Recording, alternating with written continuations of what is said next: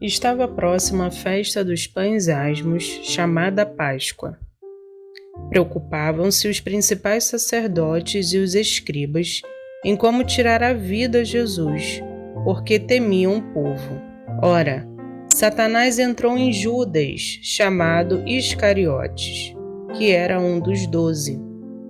Este foi entender-se com os principais sacerdotes e os capitães sobre como lhe entregaria a Jesus. Então, eles se alegraram e combinaram em lhe dar dinheiro. Judas concordou e buscava uma boa ocasião de lhe o entregar sem tumulto.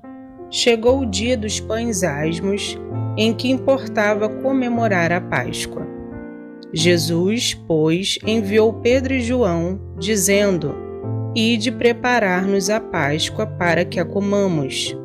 Eles lhe perguntaram: Onde queres que a preparemos? Então lhes explicou Jesus: Ao entrardes na cidade, encontrareis um homem com um cântaro de água. Segui-o até a casa em que ele entrar. E dizei ao dono da casa: O mestre manda perguntar-te: Onde é o aposento no qual hei de comer a Páscoa com os meus discípulos? Ele vos mostrará um espaçoso cenáculo mobiliado. Ali fazei os preparativos. E, indo, tudo encontraram como Jesus lhes dissera e prepararam a Páscoa. Chegada a hora, pôs-se Jesus à mesa e com ele os apóstolos. E disse-lhes: Tenho desejado ansiosamente comer convosco esta Páscoa antes do meu sofrimento, pois vos digo que nunca mais a comerei, até que ela se cumpra no reino de Deus.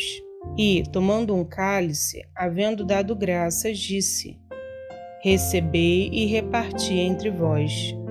Pois vos digo que, de agora em diante, não mais beberei do fruto da videira, até que venha o reino de Deus. E, tomando um pão, tendo dado graças, o partiu e lhes deu, dizendo: Isto é o meu corpo, oferecido por vós. Fazei isto em memória de mim. Semelhantemente, depois de cear, tomou o cálice, dizendo: Este é o cálice da nova aliança no meu sangue, derramado em favor de vós.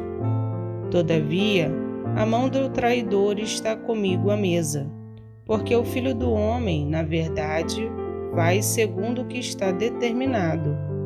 Mas ai daquele por intermédio de quem ele está sendo traído. Então, começaram a indagar entre si quem seria, dentre eles, o que estava para fazer isto. Suscitaram também entre si uma discussão sobre qual deles parecia ser o maior. Mas Jesus lhes disse: Os reis dos povos dominam sobre eles, e os que exercem autoridade são chamados benfeitores. Mas vós não sois assim. Pelo contrário, o maior entre vós seja como o menor, e aquele que dirige seja como o que serve. Pois qual é maior, quem está à mesa ou quem serve? Porventura, não é quem está à mesa? Pois no meio de vós eu sou como quem serve. Vós sois os que tendes permanecido comigo nas minhas tentações. Assim como meu Pai me confiou um reino, eu vô-lo confio, para que comais e bebais a minha mesa no meu reino, e vos assentareis em tronos, para julgar as 12 tribos de Israel. Simão, Simão, eis que Satanás vos reclamou para vos peneirar como trigo. Eu, porém, roguei por ti, para que a tua fé não desfaleça. Tu, pois, quando te converteres, fortalece os teus irmãos. Ele, porém, respondeu: Senhor, estou pronto a ir contigo, tanto para a prisão como para a morte. Mas Jesus lhe disse: Afirmo-te, Pedro, que hoje, 3 vezes, negarás que me conheces, antes que o galo cante. A seguir, Jesus lhes perguntou: quando vos mandei sem bolsa, sem alforge e sem sandálias, faltou-vos porventura alguma coisa? Nada, disseram eles. Então lhe disse: agora, porém, quem tem bolsa, tome-a, como também o alforge. E o que não tem espada, venda sua capa e compre uma. Pois vos digo que importa que se cumpra em mim o que está escrito. Ele foi contado com os malfeitores, porque o que a mim se refere está sendo cumprido.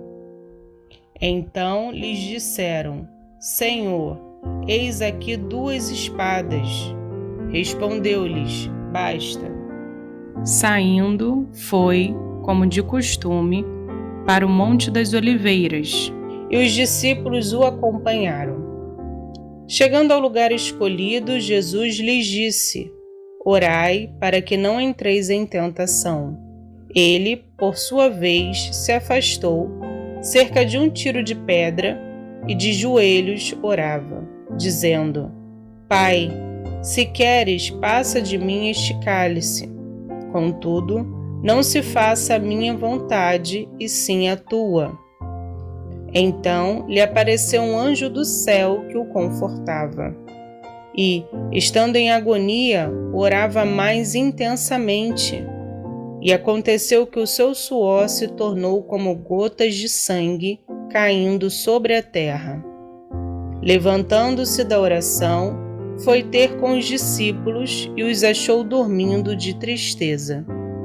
E disse-lhes: por que estáis dormindo?